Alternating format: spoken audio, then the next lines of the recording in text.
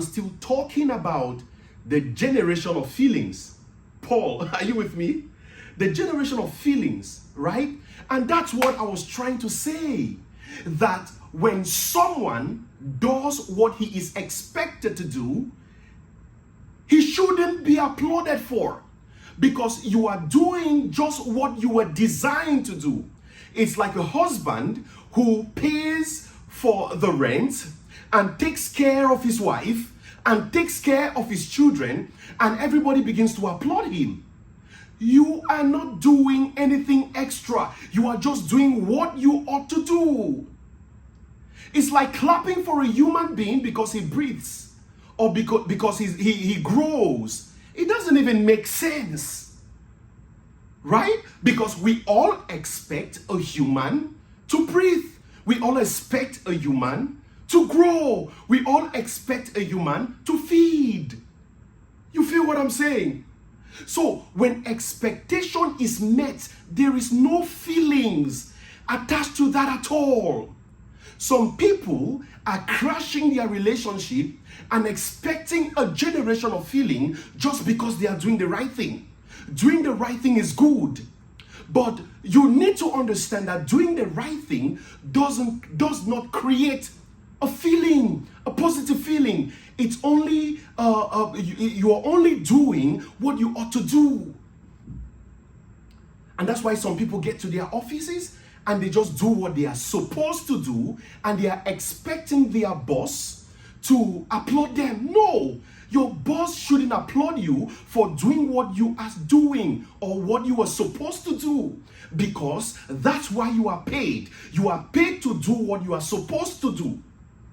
So when expectation and experience is met, you just did the right thing. Nobody needs to applaud you. That's who you should be. When a husband decides not to cheat and to be faithful with his spouse, listen to this, no additional feeling should be created, because you are just doing what you ought to do.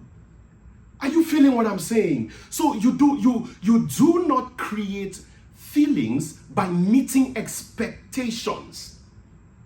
And that's why in most marriages, you don't find new feelings. You don't find new feelings because the spouses or the partners involved are so used to each other that they now meet up with each other's expectation. You come from work, you find your food. You know what I'm saying? And then you meet the bills, you pay the bills. And then life keeps going and going and going. And what happens is that you don't create new feelings. I know that you have been taught that feelings are not good. Yes, to an extent, but also to another extent, you need them. For those who are married now, right? Intimacy, intimacy by understanding and intimacy by feelings, you can tell the difference. Licensed married people only, listen to this. When you are intimate with your spouse by understanding, having an intercourse because of an understanding, and when you have an intercourse because of a feeling, a positive vibe, it's totally different. So as much as we have played down on feeling, there is an integrity of feelings that changes the equation. Come on. The question then is, how do we develop these feelings? I had a very awesome time talking to Paul after the last mentoring class. I think Romeo also met me, and we began to talk about some very vital things.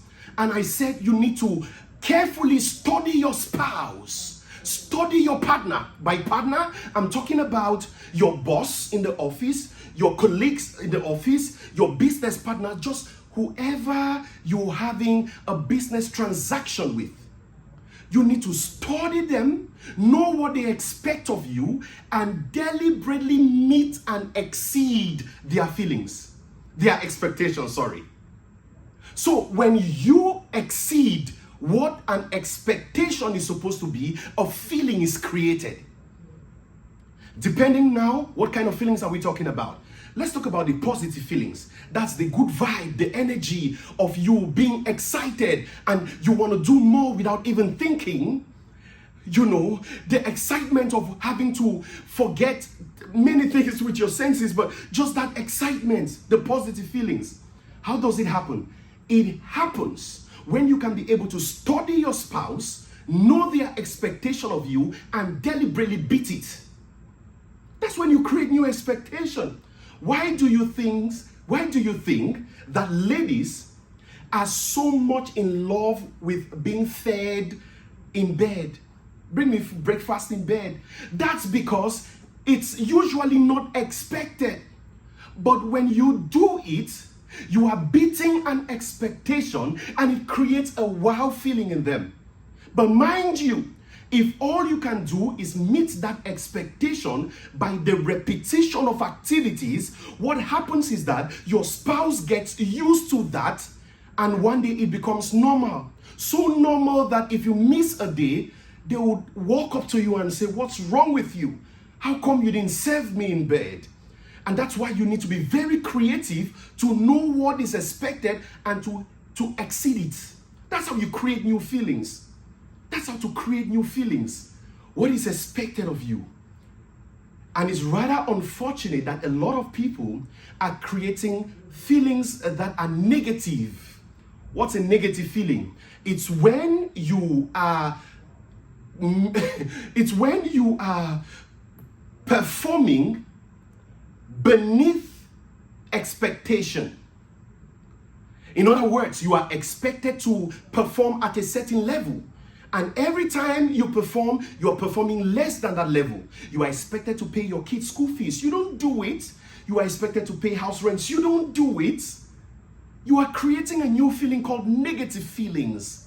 Negative feelings. So feelings can either be null, that's when you are doing what you are expected to do.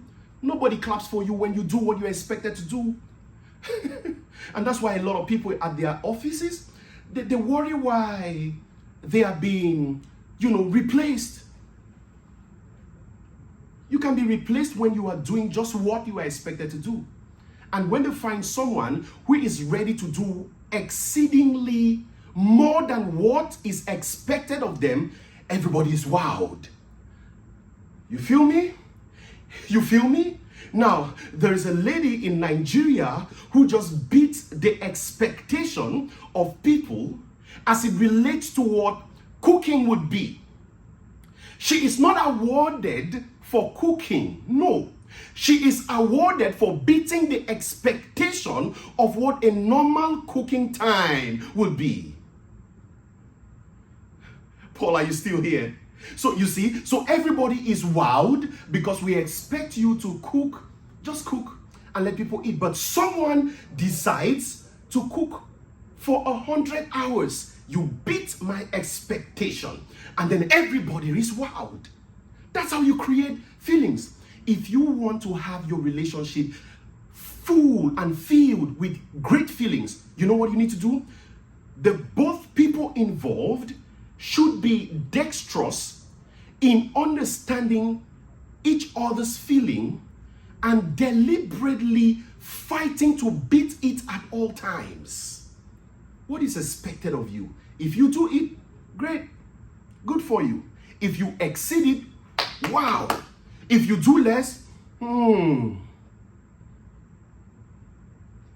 you feel me? So I'm going to take two questions from Paul, Romeo, and Sandy.